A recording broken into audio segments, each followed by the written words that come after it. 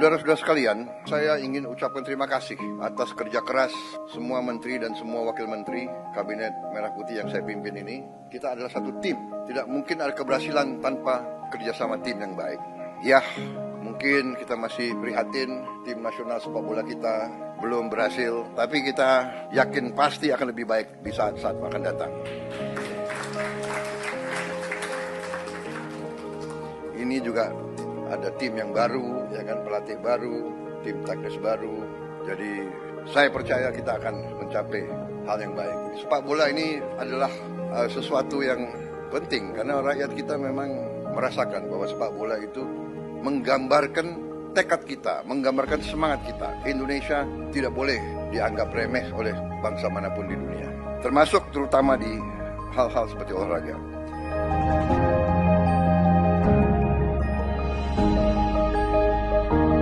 Di saat bulan-bulan ini, apalagi menjelang Ramadan dan Idul Fitri, kondisi pangan kita aman, kondisi pangan kita cukup terkendali.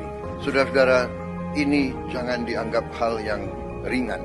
Kita negara keempat terbesar di dunia, jumlah penduduk kita sangat besar, dan bertahun-tahun kita selalu khawatir dengan keamanan pangan kita. Kita selalu khawatir kita harus impor.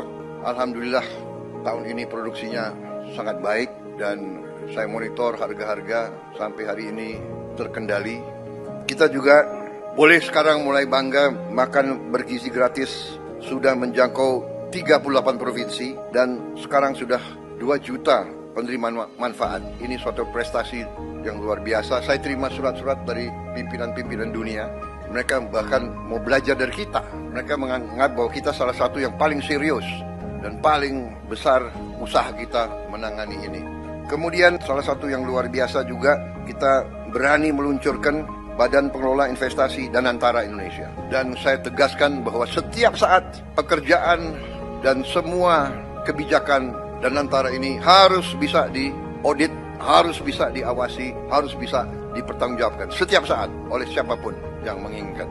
Saya juga melihat bahwa kita sudah mulai meluncurkan program cek kesehatan gratis untuk setiap warga negara. Saya kira ini juga salah satu terobosan saya kira di dunia. Tidak semua negara punya program seperti ini. Kemudian kita juga mengeluarkan peraturan pemerintah nomor 8 tahun 2025, yaitu kewajiban menyimpan devisa hasil ekspor sumber daya alam di dalam negeri. Kalau sudah berjalan, ini akan menambah devisa kita 100 miliar dolar 1 tahun. Kemudian kita juga sudah putuskan, kemarin saya resmikan juga peluncuran bank emas pertama di Republik Indonesia. Kita memiliki cadangan emas ke-6 terbesar di dunia. Ke-6 terbesar di dunia. Tapi kita baru punya bank emas baru tahun ini. Berapa minggu lalu saya resmikan. Kami sudah putuskan juga untuk membangun tahun ini, kita harap segera akan mulai dibangun 200 sekolah rakyat berasrama untuk SD, SMP, SMA berasrama, dan ini sekolah berasrama ini diperuntukkan untuk kaum yang kurang mampu khususnya. Jadi kita dengan ini kita hendak memutus mata rantai kemiskinan. Anak orang kurang mampu, anak orang miskin tidak boleh miskin. Kita dalam waktu dekat akan membentuk 75.000 sampai 80.000 koperasi desa. Kita ingin ekonomi desa, ekonomi rakyat yang paling bawah bergerak dengan cepat, memobilisasi kekuatan yang kita punya untuk menggerakkan seluruh ekonomi, dan ini akan ada suatu dampak yang sangat besar.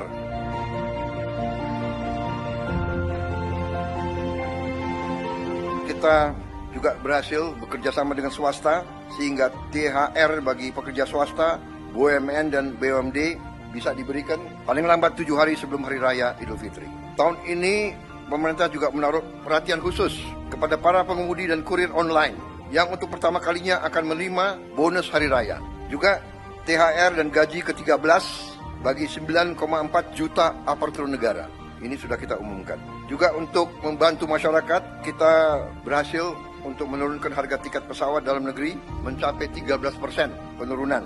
Ini berlaku untuk periode penerbangan 24 Maret 2025 sampai 7 April 2025. Kemudian penurunan tarif jalan tol sebesar 20% di berbagai ruas jalur mudik selama 2 minggu. Juga diskon 25% penurunan harga untuk tiket kereta api sesuai tanggal yang ditentukan. Juga saya ucapkan terima kasih beberapa kementerian lembaga mengeluarkan kebijakan untuk membantu mengurangi beban masyarakat dengan memberi bantuan mudik gratis, hingga juga ada diskon mencapai 50% untuk provider seluler dari Kementerian Komdiji.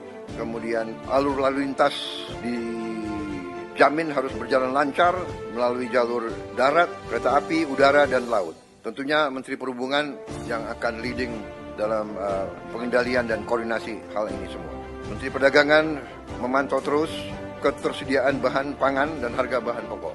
Juga kita antisipasi bahwa di sektor pariwisata ini juga akan meningkat dan perlu antisipasi dari Menteri Pariwisata hal-hal yang harus disiapkan. Tentunya segi keamanan Polri, TNI, BIN, Kemenhub, BUMN, dan kementerian lain ikut semuanya membantu untuk memantau keamanan. Di bidang industri dan tenaga kerja juga berjalan baik.